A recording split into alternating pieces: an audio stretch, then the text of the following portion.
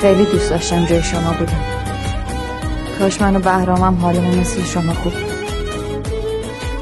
پس قهر نمیدم. بله، دلم هم براش خیلی تنگ شد. تو که از حال دل عاشق من بیخبری، تو که بی توجه از کنار من میگذری، میتپد ز عشق تو قلبم، من عاشقت هستم ای جان من، ای جان